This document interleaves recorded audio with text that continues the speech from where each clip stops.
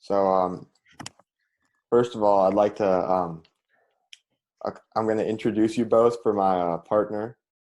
So, this, thank you, Mr. Dr. Winship and Mr. Winship for coming here and spending your Saturday morning for this interview. And my partner for this project is Luke Egelhoff. Hi, Luke. Hi. And this is Mr. Winship or Gerry Winship, Gerry. And then the woman that showed up earlier was Dr. Winship. There we go. I'm gonna Gerry, move in. I'm gonna get a picture of us. Move into me.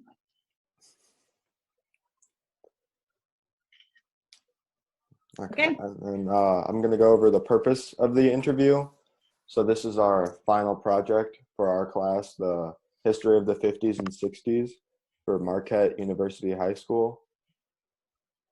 And then the process for the interview, we will interview both of you one at a time. And Dr. Sally, is it okay if we start with you? Sure, because mine's going to be short. Okay. So I'll ask the first half of the questions for you, Dr. Sally, and then Luke will ask the second half, and then we'll reverse it for you, Uncle Gerry. And then, Okay. We would like to schedule the last Zoom meeting for just follow-up questions for, we have like 2 dates that could work for you. Saturday, May 8th at 11 a.m. or Sunday, May 9th at 5 p.m. So next Saturday and Sunday. Probably Mother's Day wouldn't be good. Yeah. Next Saturday? Mm-hmm. Yeah, Fine. that works for either of us. Okay. Luke gonna be there? Yep. Yeah. Okay. Move in towards. Okay. So, Dr. Sally, I'm gonna start with you. Okay. Okay. When were you born? November 8th, 1946. Okay. Where were you born? Greenville, South Carolina. Okay. What elementary school did you go to? Blessed Sacrament in Savannah, Georgia. Okay. What high school did you go to? St. Vincent's Academy in Savannah, Georgia. Okay. What did you do for your free time as a teenager? I was a cheerleader and I babysat my nieces and nephews, one of which is your father. Yeah. What college did you go to? I went to Armstrong Atlantic, Pensacola Junior College, both of those. Okay. And then that was undergraduate. Do you want more than that? Yes, please. Master's degree at Columbia University in New York, Mm-hmm. and doctorate degree at the University of Kansas. Okay. What was going on around the time that you were in school? What was in elementary school, high school? Whichever one that you want to answer. You know, we didn't have access to the news like we do now. So when you're in elementary school and high school, I knew things that were going on in the world, in the 60s, the Vietnam War and the riots in Chicago, but I don't remember knowing the details. Okay. The biggest thing in like for the 70s for me is Man on the Moon, and we all watched that like it was the event of the century, which it was. Mm-hmm. So the way that we got the news was the evening news with Walter Cronkite for 20 minutes, and that was it. Okay. And then lastly, for my last question, how was your family life like? We did a lot of car trips for vacations. I don't think we ever went on an airplane. My father was manager of insurance companies, so we traveled on a bus with everybody from Savannah to Canada, if you can imagine that. Your grandmother Nanny got sick all the way because she gets car sick. Mm-hmm. Any follow-up question on that? Yeah, so Sorry. Yeah. yeah, the next couple questions that I have are pretty much related to what Robert was just asking you about. Okay. So aside from the fact that you didn't have much access to the news, were there any other ways that either the Korean or Vietnam War affected your family?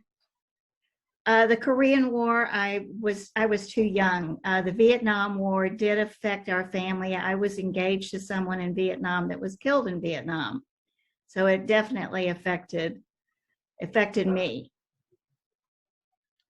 Okay. So around that time, what other big events had something of an impact on you?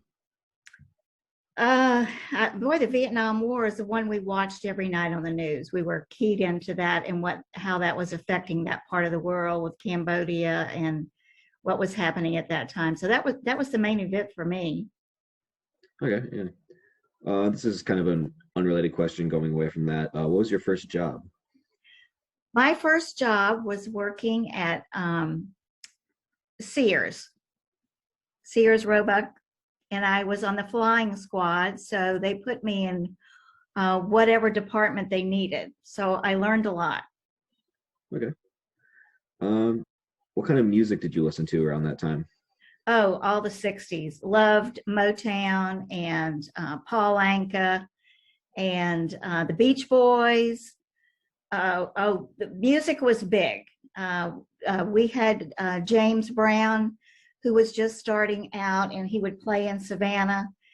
And we didn't even know how good he was going to be. So all of the rock and roll. I remember Right. Elvis Presley being on the Ed Sullivan Show, and my dad just freaking out that this guy was doing all these gyrations that was so inappropriate. So obviously communication is was a lot different back then than it is today. What was like the main way that you communicated with your friends? We were together all the time, and we would be gone like in the summertime or weekends all day. We'd take off on our bikes together and go in the woods, and there was no communication back home. You just knew to be home before dark. And so we played together. We on adventures together, go into creeks and climb trees and make up our own games. And so we played together and talked together. And if we communicated outside of the area, it was by letters. Very few phone calls. They were too expensive. Mhm. And for the last question, also kind of unrelated, did you get to drive a car in either high school or college, and what kind of car was it? Yes, Robert's grandfather and my father both taught me how to drive stick shift. So Robert learned to drive, and what car was it with Pappy? The Montero. Yeah, they had the Montero. I had the Volkswagen. And then my dad had me driving a station wagon. And I learned how to parallel park right away. And, that was a big deal for us to learn how to drive early. And that was a big deal to get our license. So I did that right away. All right. So now what we're going to do is interview Mr. Winship. We're going to ask the same set of questions, but this time I'm going to ask the first 8, and then Robert's going to do the second half of them. Okay. All right. So for the first question, when were you born? 1, 2, 3, 4. January 2nd, 1934. Now you'll never forget his birthday. That's a good birthday. And where were you born? Lock 4, Pennsylvania. It was the 4th lock on the Monongahela River. So our town was named Lock 4. And what elementary school did you go to? Lock 4. And the high school? Charleroi High School. All right. And what kind of things did you do in your free time as a teenager? Didn't have much free time. We had to work. We did evening jobs, and my folks had a grocery store, and my brother had a flower shop, so worked in those all the time when I was out of school. Okay. And what college did you go to? Graceland College in Lamona, Iowa. All right. And what things do you remember were going around the time that you were in school? While I was in school, it was the early 50s, late 40s, early 50s. We had just come out of the war years, and Harry Truman had been president, dropped the bombs in Japan, ended the war, and I moved after Graceland to Independence, Missouri, where he lived. I met him. He took a walk every morning and walked along with him sometimes on my way to work. Interesting to see how independence related to a president. Then 52, Dwight Eisenhower became president for 8 years. He had been the Supreme Commander General in the Allied forces in Europe during the war, and was the hero of that force, became president for 8 years. And speaking of presidencies, 1968, his vice president became president, and Sally and I attended their inauguration in Washington, D.C. that year. And how was your family life? I was one of 6 children. My parents worked in the grocery stores and all, and we were very active in church. Went to church on Sundays twice a day, and Wednesday nights, and youth activities on Fridays, along with our school activities, and kept active in that way. Okay. Okay, so Uncle Gerry, now it's my turn to ask you some questions. So how did the Korean War affect your family? The Korean War was, let's see, Korean War was not well affected. That was the late 50s. I was in the military from 56 to 58. I was at Fort Gordon, Georgia, in the Signal Corps. I was teletyping, and I had orders to go to Korea, and either Korea or Turkey, I was told. And the week before I was to ship out, the lieutenant came to me and asked if I would like to stay in Georgia and be an instructor in the teletype school. So I said yes. So I stayed for 2 years at Fort Gordon as an instructor in the Signal Corps teletype school. Okay. And then how did the Vietnam War affect your family? Not being a military family like Sally and you all are, really did not affect us that much. I lived in Pennsylvania part of that time, and here in Missouri the other part of the time, and we were distant in that, and not really a factor. Okay. Could you elaborate more on your time in the Signal Corps and like what that experience was like for you and how it impacted you? Well, in this, I learned to type there because I taught teletyping, but I just had a routine type of military service.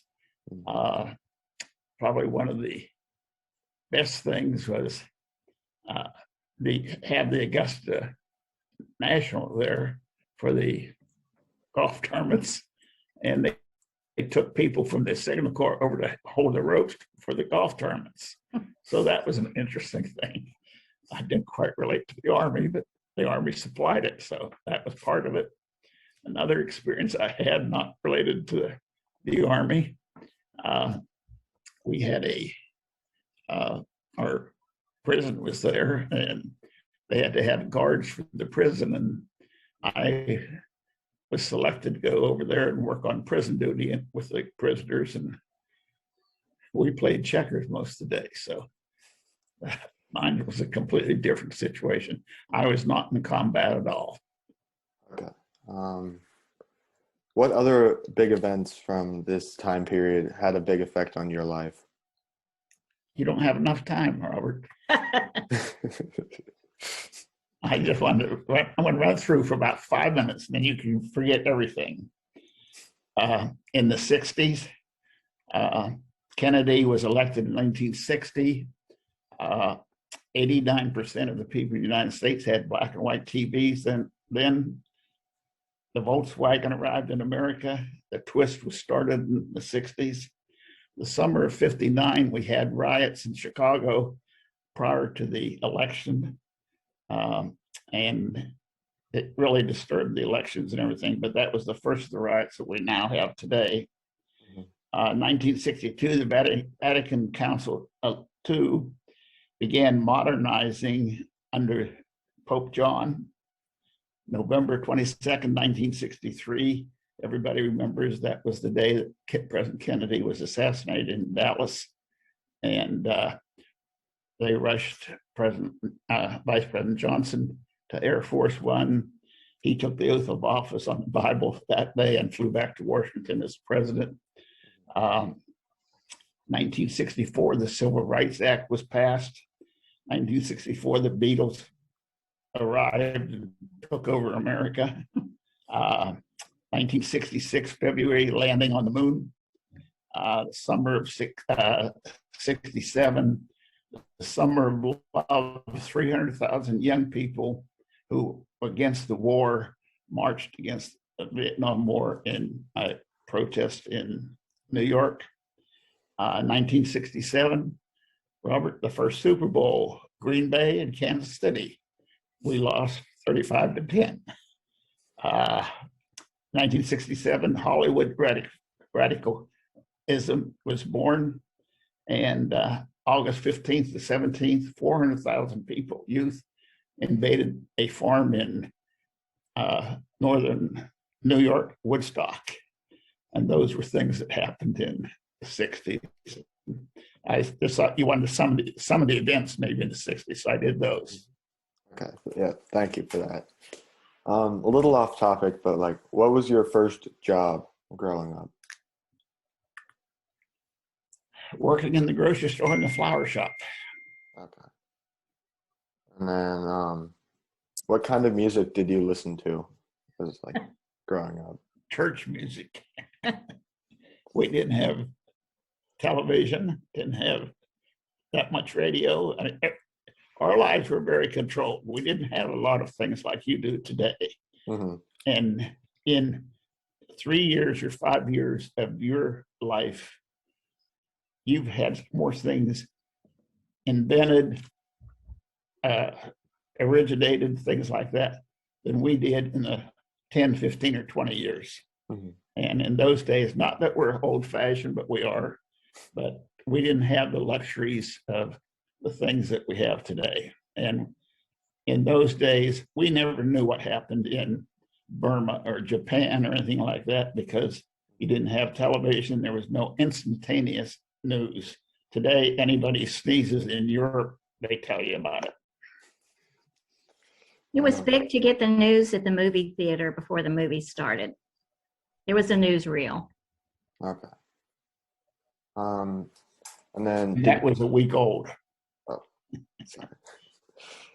Did you communicate with your friends in the same way that Dr. Sally did, or did you have a different way of communicating with them? Well, we talked to people in those days, and you people communicate. You do a text, and you don't know where they are or what they're doing or whether they listen to it or anything. But we used to talk to people, got reactions, and had person-to-person contacts. And you can't really spell profit without PR. And we had PR in those days. And you all enjoy your type of life, but we had a much saner life and a quieter life and a slower pace. And maybe you're doing more things, and that's better. We don't know. Mm-hmm. Okay. But you have more chaos also. Yeah, we do. And then the last question I have for you today is what kind of car did you drive in high school and college? What was the question? What kind of car? What kind of car did you drive in high school and in college? Robert, I can't hear you. Did you have one? No, I did not have a car. Okay. We just hadn't have clothes to go to school. We weren't in that luxury like that. I did not even have a car in college. Okay. In fact, it was a year after I got out of college before I ever got a car. Times have changed. Yeah. What kind of car you have now? I have a 2014 Jeep Wrangler. And Luke, about you? I've got like a 2015 Nissan SUV. She was very good. Keep it up. What do you want to do, Luke, when you get out? I'm actually looking to become a pilot. All right. Any particular airline you're working with or looking at? Not at this point. No, I don't really know. Very good. And Robert, what are you going to do when you get out? I know your folks are trying to find out. Yes, sir. I'm probably gonna like be a marine biologist. So I'm not surprised. yeah. Now, Luke, you need to be in contact with Robert because his uncle is with Southwest, and their daughter, I think, is doing it, going into the pilot, Trying to. trying to be. There's quite a program on that now, but Yeah, there's lots of options. very good. You want to fly overseas or just domestically? Both. Might be military. Yeah, both. I might be thinking about military after college, but I don't know at this point. That's a decision. Where are you I'll going to make go to later on. college, Luke? I'm going to St. Louis University. Ah, near us. Very That's good. a great, great university. Yeah, it is. I And visited Robert's there going once to go to already. Florida. It's my Luke, what size family you have? I've got 3 younger brothers, so it's sometimes gets a bit chaotic, but What type of work does your dad do? both my parents are lawyers, actually. They have the world fixed. Very I'd say good. that. Very good. Did we answer most of your questions? yes, sir. You answered all of them. Thank Any you. surprises? Yeah, actually, Uncle Gerry, I did not know that you were in the military at all. So that Kept was that quiet. Now, you didn't ask about the 70s, Robert, because in the 70s, I was in the Missouri Senate. we'll I definitely didn't, have to ask about that. No, you just said the 50s. Sally just said you wanted the 50s and 60s. Yeah. I'll have to ask about that in our next Zoom meeting. Yeah, he's quite the politician. Yeah, our interviews, our class is mainly focused on the 50s and 60s, but the interviews can be anywhere throughout your life. We're just looking to find interesting things in people's stories. Ah, Now, how do you report this together or individually when you're done back to the class? So- You want to answer that, Luke? Yeah, what we're doing is we're recording the interview and then we have those interviews stored places so people can go back and look at them. So you don't pay for us to come up and do an in-person interview. Yes, sir. No. I mean, if you want to come up here to like cold Wisconsin, you can do that. exactly. We just got rid of coal, Missouri. Now, let me ask you a question I thought of this morning. What interstate runs by your area there? East and west and north and south? Um, I-30 or 40 or 20? You're up north. Luke, I'd have to check a map specifically for that. I don't really know like Wisconsin interstate. You're so far north, you don't even have interstates. The reason I asked the question, I was trying to do a little preparation.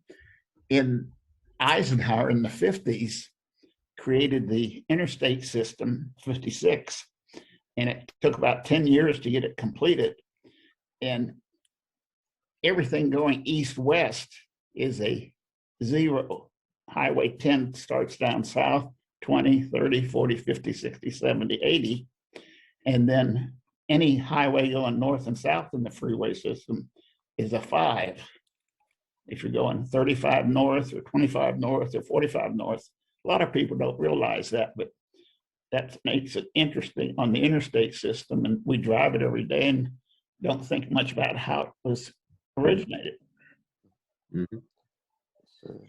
We did do a few good things. You are originating everything in this lifetime. Just kidding. So, well, good luck to you, Luke and Robert. Thank you.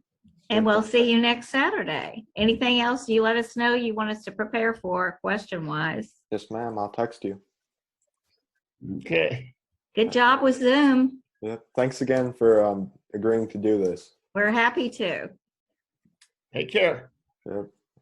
See ya. Or not. Bye-bye. Bye. Yes, sir. We can kind of see it. Wait a minute. Well, I think it's there. partially the blurred background is kind of obscuring it. Yeah, we could see it sometimes. Okay. 30 years ago today, Sally got her doctorate. Wow. And yesterday, you tell what I happened. conferred a doctorate on one of my students, and that's the president of Baker. So keep achieving. Yes, ma'am. Congratulations, That's the Dr. message. Sally. And your parents, Robert, were there when I got my doctorate. What do you want? That stuff. This stuff here? Okay. It's their show, so let them start. Go ahead. Okay, so I'm gonna just introduce us, and I'm gonna introduce you, Uncle Jerry. So I am Robert Schaff, and this is Luke Egelhoff, and we are going to be interviewing Gerry Winship on April 15th, 2021, from Milwaukee, Wisconsin. April 15th. Yes, I'm Gerry Winship. Yes, sir. Go ahead. Go ahead. Do you Yes. want to start, or what? Yeah. Do you have a question or two? Yes, we have quite a few of questions, Uncle Jerry. Yep, I'm going to start off with the questions. Some of them are going to be a bit repetitive from the pre-interview we did before, but just to get more information, we're going to go more in depth on that sort of thing. All right. So to start off, could you state where and when you were born? 1234, January 2nd, 1934, Block 4, Pennsylvania, Charlotte, Pennsylvania. All right. And just also to start off, could you just describe your family life during your childhood a bit? I was one of 6 children, lived in Pennsylvania, went to grade school and high school in Charlotte, Pennsylvania. Lived on the Monongahela River. They call it Lock 4, Pennsylvania, where we got our mail and everything. After high school, went to Grayson College in Lamona, Iowa, then came to Independence, Missouri after that in 1953. All right. And you said in the pre-interview that you didn't get much free time in your childhood. But when you did, what kind of things did you do, like with friends or something? I'm sorry, I didn't hear you. Oh, sorry. You said in the pre-interview you didn't get much free time in your childhood, but when you did, what kind of things did you do with your friends and stuff like that? In those days and age, our childhood was confined to really the backyard with other neighbors, children, school, and church. As your family went to church every Sunday? Every Sunday and every Sunday night and Wednesday evening. Oh, wow. And we only had one car in our family, and we had 8 of us. So You build a pool. Was your family very religious at that time? yes, we're very active in church and still are today. That's nice. As far as school goes, would you say that school when you were a kid was very different from school today, you think? Yes, in school, we had history and geography and math taught to us, science. Today, there are so many other classes offered that those are sort of minor classes. Do you remember any specific like highlights from, for example, your high school experience? Oh, it was after school, I would work at the flower shop, but high school, we really were very close knit in the family. I was in Key Club, which was part of the Kiwanis Club, a youth group. I was in that. I was in a mixed chorus in high school and on baseball. But other than that, it was just interaction with the other young people. What kind of things do you do in the youth group you mentioned? What do you do in your youth group? Oh, our family was very active in Cub Scouts, Boy Scouts, and Sea Scouts. And we were involved with that on Monday night and Tuesday nights every week. And went to scout camps and down to Maryland to the lake down there on sailing on the Sea Scouts. Those were type of things that we did. Yeah, I've been familiar with the Cub Scouts and the Boy Scouts, but I hadn't heard of the Sea Scouts before. What, like you mentioned sailing, what other kind of things do you do? It was a group of people, boys that wanted to do things on the water, and it was directed to water activities. That sounds very interesting. Yeah. Also, similar to social life, what kind of music did you listen to during your childhood? We only had one radio in the house and really didn't have much. We played outside most of the time and with other children. School activities, we had sports, went to football games and things like that. But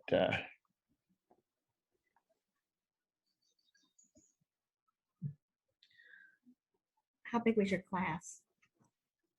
my class, graduating class, was about 200 students. And you mentioned in the pre-interview that you didn't have a car for a while earlier in your life. How did you get to work every day? Did you live close enough to walk, or? Yes, in those days, we lived in communities that were really, you walked to church, you walked to school, you walked to the grocery store, walked the ball field. It was a taxi, but most of us couldn't afford taxis. Fortunately, my uncle owned the taxis, so that helped us out in the family. Sure, that did. How old were you when you first started working? 14, 15. And that was, you said, a flower shop you worked at? Flower shop, yes. My brother had a flower shop and I worked there and helped deliver on the truck and everything, of flowers and all. And we also worked very closely with the undertaker on funerals, and we had the big Sabodium funeral ferns that you put one at each end of the casket and 3 behind, and probably 3 days a week we'd go to the funeral home and set up those around the casket and things like that. Oh, was that a job that you enjoyed, the funeral home work? It was money, yeah. It was work at the time. I guess I could tell you one story of Luke and I. I also worked at a service station, and we washed the hearses there and everything. And we always had to take them back up to the funeral home. So 2 of us would go up and get another car too. And so one time Luke would drive or I would drive, and the other one lay in the back, and we got up going back up to the funeral home, stop at a traffic light, and they'd see a body laying flat. And if you saw cars there, you just sit up, and you sort of surprised people because they thought people were dead. Sounds like a lot of fun. So besides You said the flower shop and the funeral home. What kind of other jobs did you do before you ended up joining the military? Uh, after Grayson College, I came to Independence, and I worked in a steel products plant. We made grain bins and water tanks. You probably have seen some of those, round oblong water tanks out in the field. Cattle drink out of them, things like that. We would make those from 3 foot up to 10 foot in diameter and sell those to farmers in Kansas, Missouri, Nebraska, Iowa, Idaho, places like that. Did that for 10 years. And then 2 guys took me out to lunch one day and said, "Why don't you go to a bank? They're looking for a public relations person." Had lunch with them, and I went to the bank and talked to the bank president, got involved with banking, and I was in banking for 40 years. Um, was banking, was that ever anything you thought about before, or just something that you were introduced to from them? Was it introduced? Had you thought about it before? No, I had not. And really, I wasn't financially educated, but PR wise, I did know people and get along with people, and I've been very blessed in that my whole life, politics and everything else. All right, so moving forward to your military service, what was it that first motivated you to decide to join up? I was drafted. Oh, and what year was that when you were drafted? 1956, June of 1956. Do you remember like what you felt when you heard that you were going to be drafted? Not very happy. I didn't want to go. I wanted to work, but there again, I felt obligated to be a part of the service and the community in this country. But we were not at war at the time. The Korean War broke out while I was in the service. But as I told you before, I was in Fort Gordon, Georgia, and I was in teletype school. They asked me, I had orders to go to Turkey or Korea, and the officer came in and asked if I'd like to stay there as a teletype instructor. So I stayed there for 2 years as a teletype instructor. Say you were given the choice to do that, and that was the one that you wanted to do? I didn't know anything about typing before I started there, but I apparently became proficient enough and worked with others. And it was much better to stay stateside for me than to go someplace else. Yeah. So even though that was like a non-combat role, were there any sort of like athletic fitness requirements or no combat training or anything like that?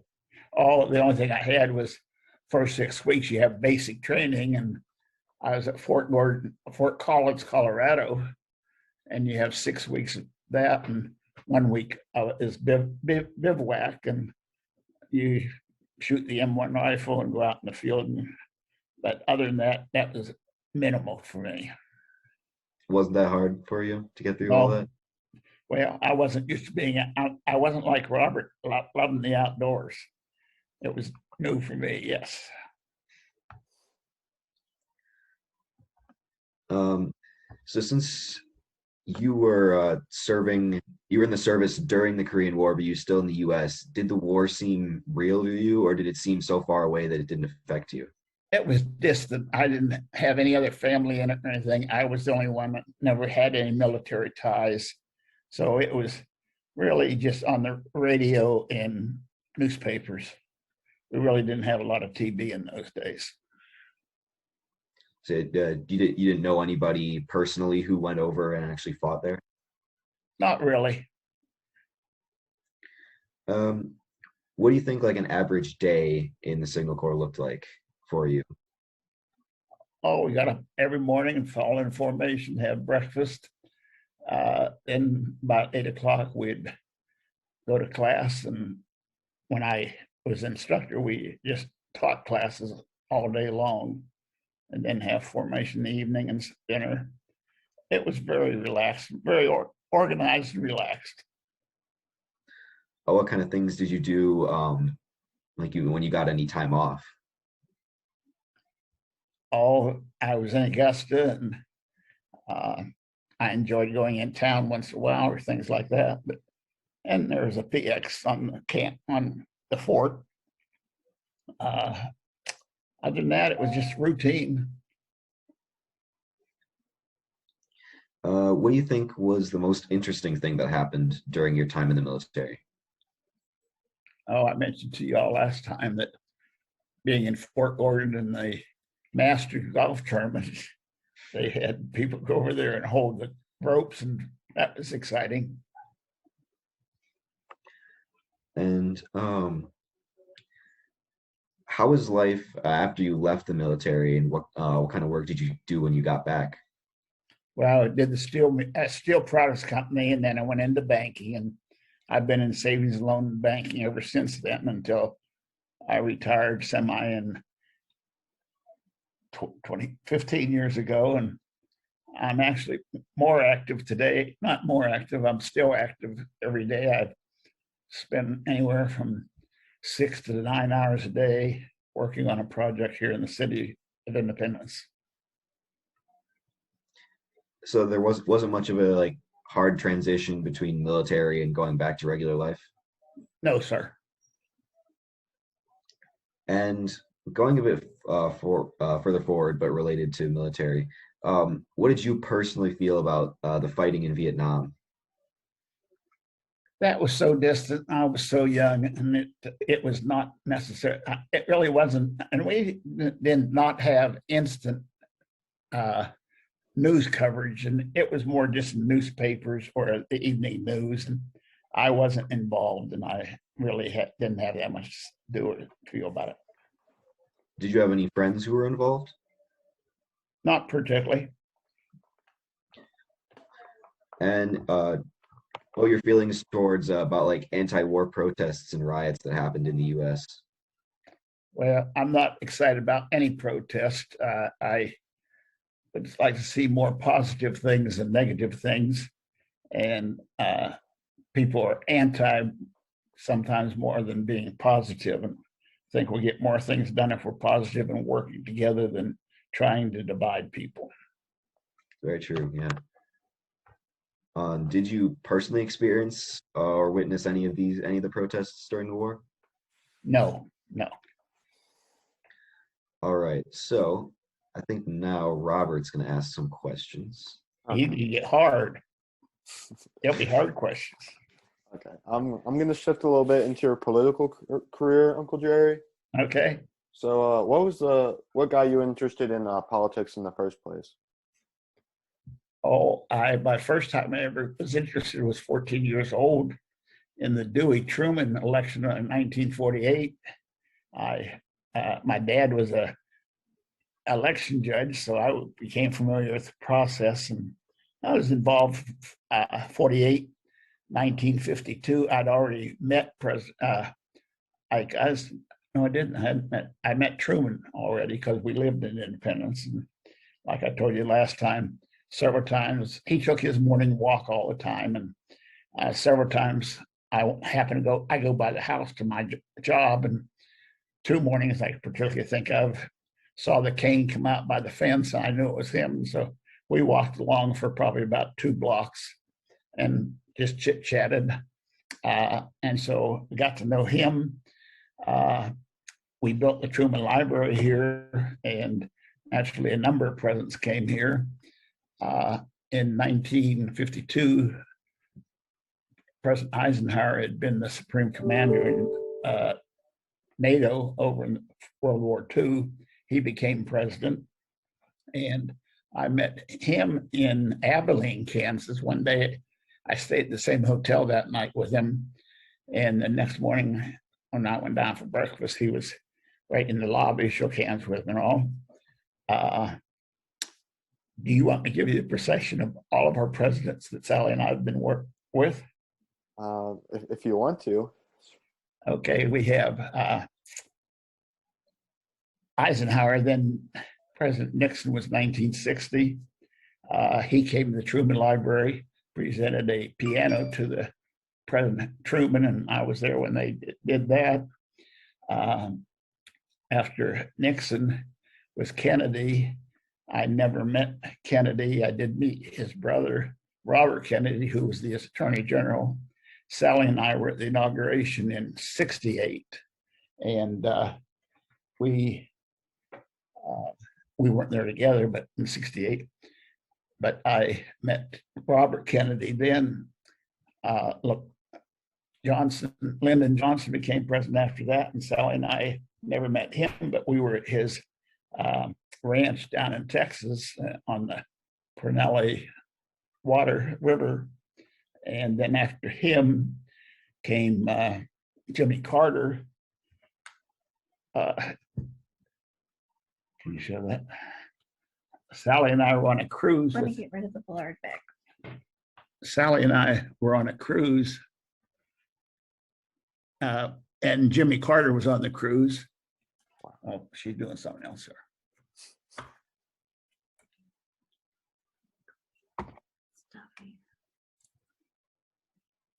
Go ahead and keep talking. We tell them what you do on the cruise with Secret Service. Well, I got to meet the Secret Service of a lot of the presidents. I jogged with Kennedy's in New York, and because we were in the same hotel, we'd been in the bar that night and met them. And then Jimmy Carter's Secret Service sat next to them on the Gerry, it's blurred. I got to fix it. So let me get rid of this.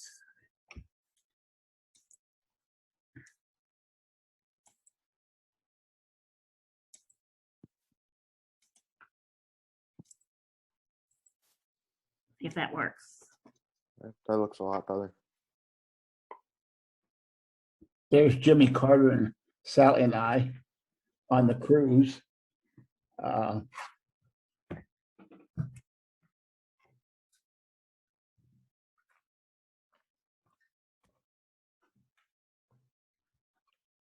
And I have pictures of the different governors that appointed me to different jobs. That was my last governor. This governor was killed in an airplane crash. And I've been appointed to five different governors to the election board. I was elected to the Senate and been active in all those things. Sally and I have been very active. This is Giuliani. We were with him one day. Also involved in politics was Rush Limbaugh. Rush worked for the Kansas City Royals. And then also, this is George Brett that Sally and I, this was on a cruise. Sally and I divert a minute. The Royals, Kansas City Royals. So I've been a Lancer for 48 years, and Sally and I have been involved with the Lancers, and we've been on over 125 trips and working in that way. But that all tied together, politics and community activities. Go ahead. What do you want to say? Nothing. And then we've been to several inaugurations, including the one that your parents were at. You should have pictures of that in your home. I think so, somewhere. Yes, sir. Yeah. But we've been involved with all but two presidents, knowing them or shaking hands with them, being with them. Wow, it's really interesting. You want to comment on that? Just trying to do this. Okay. So for the next question, like, how did you become a politician, and what position did you hold in politics? Well, it started in the election of 48 and 52. I was active in the election process in 60. I ran for state representative in 1960 and lost. In 1966, a person was a judge, and he called me one Wednesday night after church, and he told me, he said, Gerry, he said, if I get appointed, he was in the Senate, he said, if I get appointed judge, you probably have a good shot at my Senate seat. So I won the Senate seat in 1966. And the Senate was a very interesting thing. it's unfortunate that everybody cannot be a senator or a representative, because in the course of one day, you learn so many different things on labor, farming, insurance, taxes, highways, everything like that. You have all these subjects before you every day. And the good thing about it, other people have done research and give to you, and you have lobbyists. And you can have good lobbyists and bad lobbyists, but lobbyists, and there was one guy that he was Anheuser-Busch beer, and I don't drink, but I just never thought I wanted to do anything with him. But he turned out to be one of my best friends, because I knew that if he said something to me, he had the facts to back it up. It was truthful. And he said, I will never do anything to hurt you in your district. But he was you can have lobbyists, because that way they do the research and help you. So, but it's great to be a senator or a representative, and I thoroughly enjoyed it. And I've had political ties since 1960, which would be 60 years. Wow. Okay, so the next question. With Democrats and Republicans. Yeah, actually had a question about that. How would you say like your relationship with either side of like on the party line would be? Was it very like friendly at that time? Of the 5 governors that appointed me to different appointments, 3 of them were Democrats and 2 of them were Republicans. I'm a Republican. And so I had a very good relationship with the Democratic Party and the Republicans. In those days, politics was not personal. Today, it's a gotcha. Everybody's after somebody to get them they're wrong. In those days, we debated legislative matters during the day. At night, we went out to dinner and had no problem. You don't have that in politics anymore.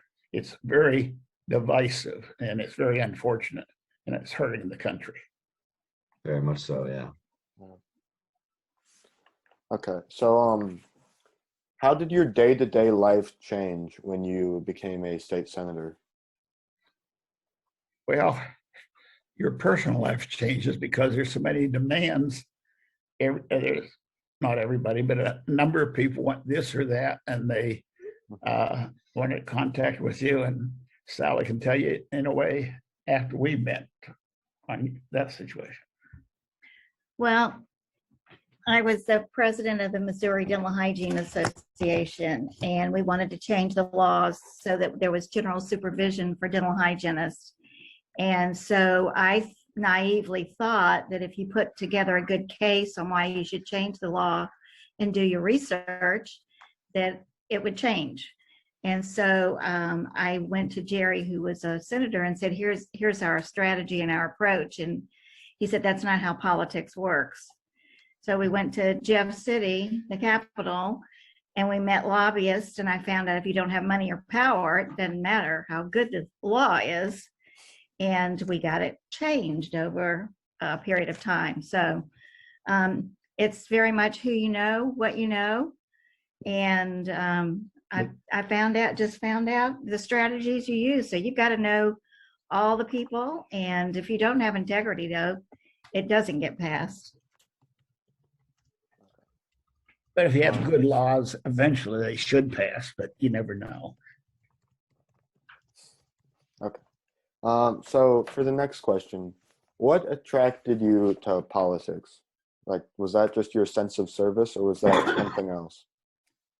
Oh, I was involved in the community and a number of things in the community. And it always evolved. Well, it evolved with city council people, evolved with the mayors and people like that. And I was involved in elections all the time. I eventually became appointed by one of the governors as chairman of the election board for Jackson County, 2 Democrats and 2 Republicans. And I ended up chairman on that for 8 years. And so I've been involved in politics one way or the other through the history of politics. One thing I didn't mention before, Sally and I, and this is a Democrat. Can he see that one? This is a deal that in 1966, a Democratic governor sent us a letter and invited Sally and I to come to a address by President Clinton. And this was for the Governors Association. Governor Mel Carnahan was chairman of all the governors. And they had a meeting here, and they had Clinton come into Kansas City. And we ended up on the fourth row with the Secret Service people. They invited us. And and then another time, Sally keeps giving me notes. We also were invited by the Secret Service to go to one of the debates. You know how they do the debates every year? They had one in Kansas City, and Sally and I got to go to that. And we sat on the second row there with the Secret Service Presidential debate at the convention center. And there again, Sally mentioned people, and I mentioned people. Through the years, my 48 years at the Royals, we had a baseball suite, and we invite different people. And one time I invited somebody, didn't realize he was a Secret Service agent, but he was a friend, and he came, and that's how we got to know him. And that helped in some ways too. So yeah, knowing people and knowing what good projects are, it all works together. But right now, and I do mean this derogatory, because right now there's just such a divisiveness in politics, and it's hurting the country.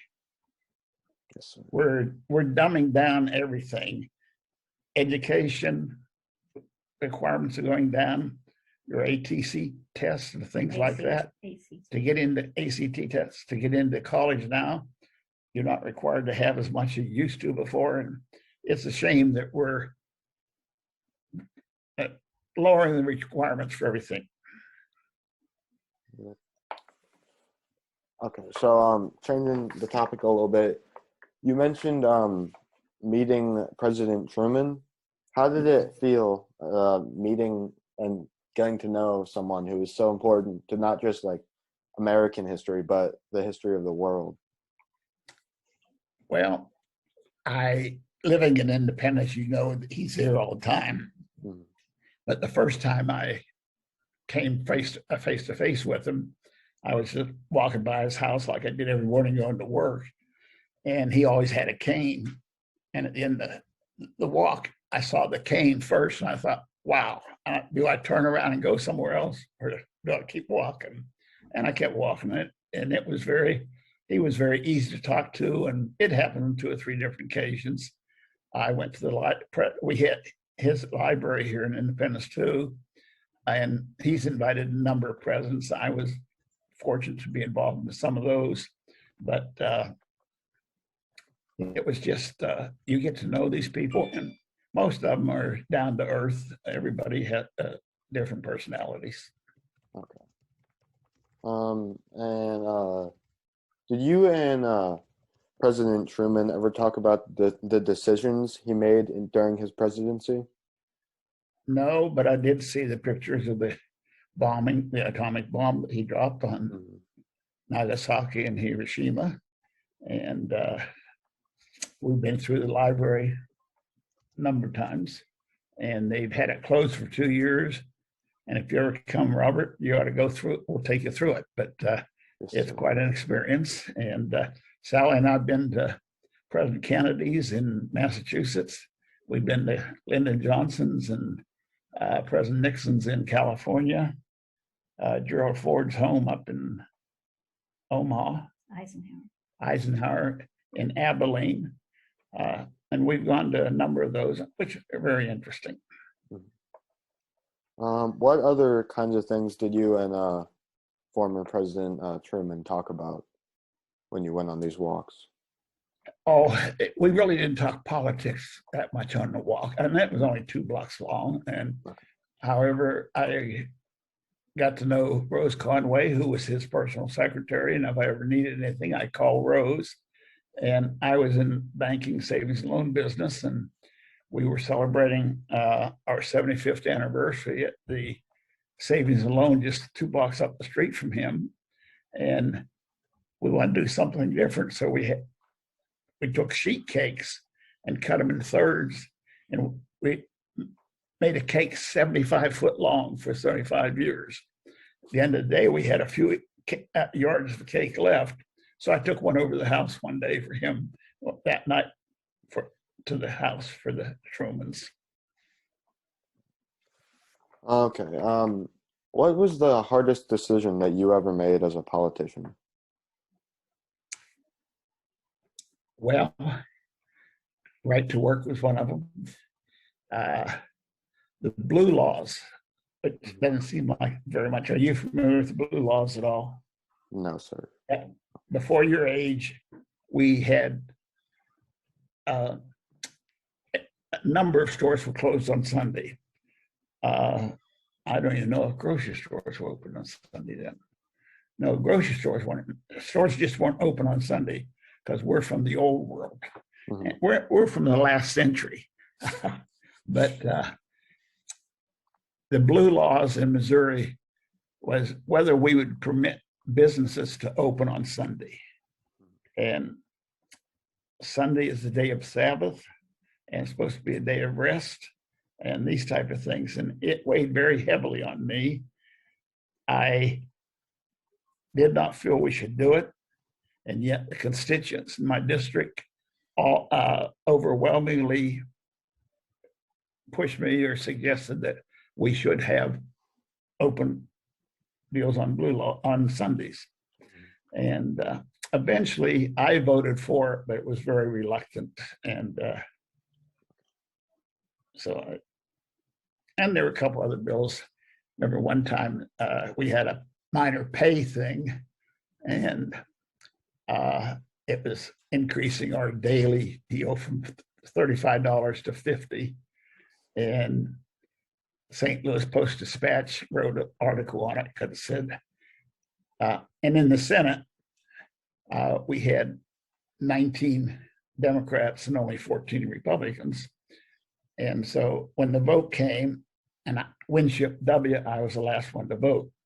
And so it came down to my vote, and it happened to be a tie vote that day. And it said that Senator Winship paused, took a drink of water, and voted yes. And that night we had a big cookout, barbecue for all the senators. And I remember one Republican senator came over to me and put his arm around me and he said, "Senator, we never vote for pay increases or increasing taxes." And but I felt it was the right thing to do. We needed to make the change. And you have different bills and for different reasons and different people. Mhm. So Flag. Mhm. Your flag. another day, Sally and I were invited, 5 or 7 years ago, back to Jeff City, to the Capitol one day. A senator called me and he said, "Senator, we'd like you to come down, want to honor you, particularly in fact, for that vote he mentioned." And it wasn't just that, but I went down, Sally and Steve and I went down, and they recognized me in the Senate that day and gave us a flag that was flown over the Capitol that day. Happened to be April 23rd. And we have a letter saying that it's flown in honor of us every April 23rd. In fact, Sally, I had forgotten about it, but Steve the other day, last month, said, "Dad, today is April 23rd and the flag's flying in your honor." In perpetuity. Yeah. In perpetuity. In perpetuity. So those things are, and Sally and I enjoyed a lot of things in politics, and we had bipartisan support and bipartisan contributions. Okay. Yeah, just changing the topic a little bit, to like things not outside of the 50s and 60s. Well, this first one is in the 50s and 60s, but can you describe the emotions that went through your mind when you heard that President Kennedy had been assassinated? Sally knows where she was, and I know where I was. Mhm. It was like 12:37 on November 22nd. I was working in the bank, and somebody came in the bank and said that the president's been shot, and nobody could believe it. And that from then on, for 2 days, everything was just in chaos. And that evening on the TV, I'll bet you 90% of the people of America sat there and watched TV, and they read a special all night long. That was on a Friday, all day Saturday and Sunday. And then Sunday morning, Oswald was shot. And yes, I remember that very distinctly. And I did not vote for President Kennedy, but I felt very sorry for the situation. As I told you before, I think Lyndon Johnson happened to be with the president that day, in fact, in Texas, because he had been the governor there. And after he went to the hospital, he was pronounced dead. They rushed Johnson to the Air Force One and put him on Air Force One to secure it, got a Bible and swore him in on Air Force One. And then, but they had to wait because Mrs. Kennedy would not leave Dallas until his body was going with him. So they took President Kennedy's body on the flight back to Washington on that plane. Very traumatic experience. Mm-hmm. Where were you, Sally? I was in high school, but our nation changed forever. We all felt vulnerable. We felt very safe and in Camelot. And the minute he was shot, the whole nation changed. We did not feel safe again and became very patriotic, even more so. And you ask about the Vietnam War. Johnson became president in 63. But he did not run again because of the war. He had so much opposition and everything. And that's when Jimmy Carter got elected. And then things went out of kilter because interest rates went to 20% at that time. You wouldn't believe that, but we were paying 20% on interest rates. And but it was a very traumatic experience that whole decade. Mm-hmm. Okay. Another thing from like this decade, did you watch the moon landing? And if so, like, how did you feel about that accomplishment? Yes, we watched the moon landing, and we felt very proud and honored to be American. Okay. One step from mankind. Yeah. Okay. Given that you were like born in a smaller town in Pennsylvania, did you think that spread of communism was as big of a threat as the administrators during the Cold War made it out to be? Yeah. Communism, well, see, you have to remember, okay, communism, how do you do communism in Russia? I mean, today they're almost synonymous in our thinking, I think. In our day, in my day, Russia fought with us against the Germans. I mean, we worked together with the Russians. And our feeling to communism hadn't come to be as much as it was then, because Russia and China both, the makeup of the world was different in those days. Mm-hmm. I mean, you're talking 3/4 of a century ago. 75 years ago. Mm-hmm. And so communism really wasn't significant at that time. There was a senator from Senator McCarthy in 1953. He had the McCarthy hearings, and Alger Hiss he and his wife were sentenced as spies for Russia. But other than that, there wasn't any combat between Russia and us. And we had taken over France or Italy. We couldn't have done it without the Russians. Yeah. Going from like how we worked together with the Russians during the Second World War to how we were very much had tensions with them during the Cold War, did that change your opinion on Russian people in general? Oh, naturally, because they became an adversary to us, and but they had worked with us, and yet after that period, Gorbachev came to power, and he became a very friendly person to us. Sally and I happened to be in Hawaii the night that President Eisenhower made his speech at the Berlin Wall. Mr. Gorbachev, tear this wall down. And they did tear the wall down. And for a few years, Russia and America, and Gorbachev even taught classes in some of the universities here. He lived in the United States for a number of years. And there was a melting of that feeling between Russia and America. But there again, Putin seems to be a different person, and we're probably different too. So we're having two people knock heads together again. Okay. This next question is a little like kind of going along with the same theme a little bit. How was your reaction to all of the civil rights movements, and how would you make a connection to the civil rights groups that are around today? Well, I have probably very strong feelings here. There are many Black people that are very good, hardworking, educated, wanting to do the right thing. We have an element within the group, the Black Panther groups and things like that came into being. And another thing that's crept in here is somewhere along the line, the Black people and the police departments have become on different levels. They all feel they've been mistreated. The Blacks feel they've been mistreated by the police, and yet the police are here to serve and protect.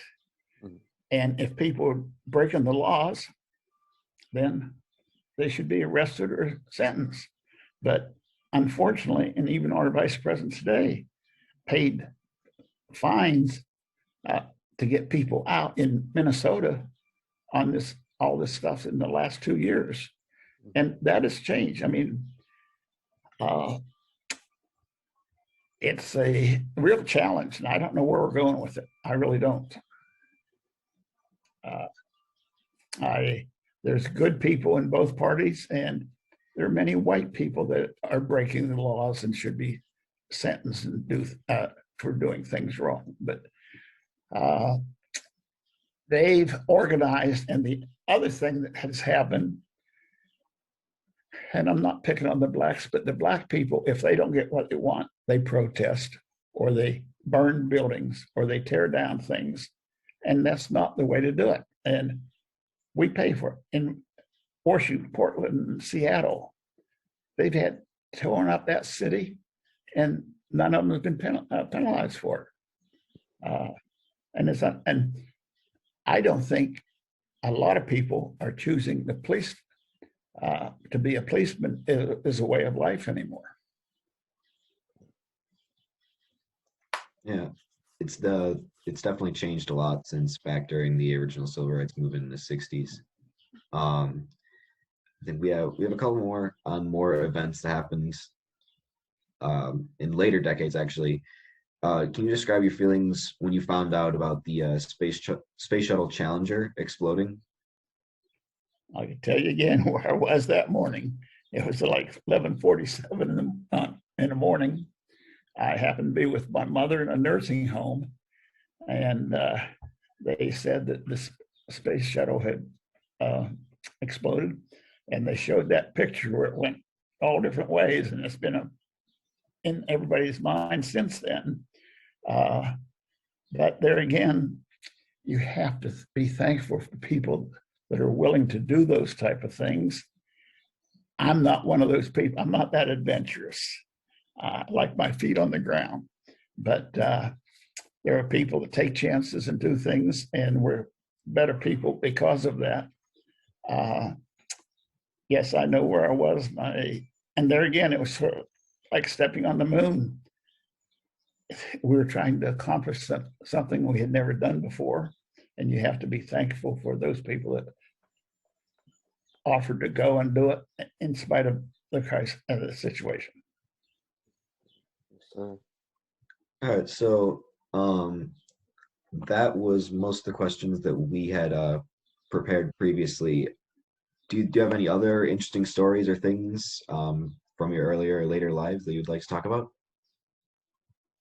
Married to my wife. And Sally and I have been very fortunate. We've been involved in many things in communities and church and everything else. And we've been blessed, and particularly we've been blessed with good health and a good family. Always a good thing. About what? Not being a Lancer for the Royals. I touched on a minute ago, Sally said about being a Lancer for the Royals. I've been the Royal, Mr. Kaufman, you'd never heard of him, but he had Marion Laboratories and he became a billionaire in Kansas City. And he did not necessarily want to, we had a baseball team, the Philadelphia Athletics moved to Kansas City in 55, and in 60 they moved to Oakland, became the Oakland A's. So we didn't have a baseball team for a few years. They expanded, and Mrs. Kaufman encouraged Mr. Kaufman to buy the team. And I think he bought the team for like $12 million. It was sold last year for $1 billion. There's too much money in sports. And the Royals had, Mr. Kaufman built his company, Marion Laboratories, with awarding salesmen and people like that. And Robert, your uncle, was one of those people. He went to Mr. Kaufman's home. He was in the last class of the new recruits for Marion Laboratories. And he went to Mr. Kaufman's home after graduation, as they didn't do it anymore after Kevin went there. And Sally and I knew a person that was a vice president there. We introduced Kevin to them, and he was fortunate enough to be hired by them. But the baseball team, they had a group called the Lancers, based of the salespeople that were in Marion Labs. And I've been there for 48 years. The new owner came in last 2 years ago and cut us out, which was fine. But I sold as many as $800,000 worth of tickets for 10 years in a row. Sally and I traveled. We've been with the Royals, Kansas City Royals, and the Lancers on over 125 trips throughout the world, which they paid for. We've been to spring training 48 years in a row, to spring training with the team. And when we won the World Series in 2014, this is my World Series ring. And on the side here,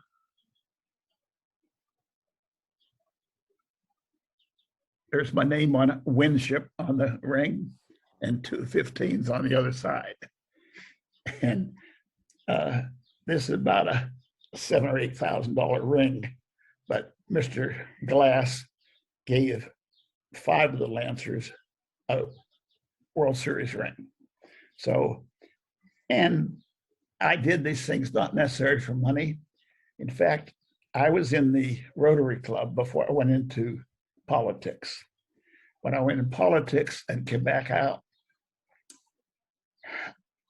I felt that I would rather give my time. Mr. Kaufman always said, I bought the Royals as a community adventure for benefit of families. And when I came out of the Senate, rather than joining back into a service club like Rotary or Kiwanis or something, I chose the Royal Lancers as my service club because I felt I was giving to the community, and it brought a lot of family enjoyment. And Sally and I have enjoyed, and we used to go to 60, 70 games a year. We've been to, there's 32 ballparks. I think we've been to 28 of them. We've been able to go to 28 ballparks. And so we've been very involved that way. And we've met a lot of people through the years in doing that. But it was a service to the community. And when Mr. K died, he left $1 million for us to take one trip. we chartered a 767 Delta jet, flew to Barcelona, Spain, and then chartered this seaborne cruise ship, the whole thing. And I was president that year, and Sally and I had the owner's suite. And one night we had a reception. We had 45 people in our suite. And they asked Sally, what do you want for food? What food do you want? What liquor do you want? And I said, I'm never getting off the ship. In fact, before we even went, they wrote us and asked what type of things did we want stocked in the room and everything like that. But it was a How great, did we want our name on the stationery in the room? everything. So we have been blessed in that. We've been blessed in many ways. But yes, that's been a big part of our life too. Nice. In Robert, you got to see snow for the first time here in Missouri when you slid down Larry and Janice's house. Yes, sir, I did. You've seen a lot of snow since then. Yes, sir. A little more than I'd like to see. So what are you two going to do next year? He's going to St. Louis University. Oh, you're going to St. Louis. Okay. Yeah, I'm going to St. Louis, looking to become a pilot. He's going to Florida. Florida. That's right. And I'm going to study marine biology there. And your folks are lawyers. Luke's. Yes, they are. Very good. Okay. Our daughter-in-law has one of her relatives is at St. Louis University studying law. So we're going to get that name for you. Very good. Any other questions? That's pretty much all we've got. It was really interesting hearing about your life story. Thank you, Uncle Jerry. Hope we haven't bored you too much. Not Yes, at all. sir. That was amazing. Thank you. So, Sally? Very good. Well, I'm sort of praying for rain today because a project I'm working on now, I'm working on a neighborhood. I'm executive director of a Nolan Road Community Improvement District. We have 5 miles in the main part of the city, and it's gone down for the last 15 years. And we have about $1.5 million budget from taxes, but we just completed a nice park. I say completed, we're not quite there yet. We've just planted all the plantings. We put 1,138 plants in yesterday and today, and we need rain. So, but it is cloudy and it's supposed to rain today. We have irrigation, but it won't be hooked up till Monday. But we're doing a lot of projects there. We had 13 new businesses since January 1 open up or move into the area, and revitalizing that type of thing. So, and I enjoy doing that. I have a good time doing that. Sally's the director of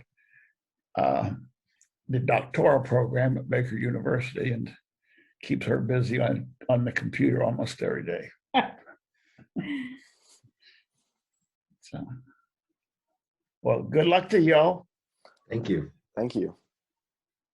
So.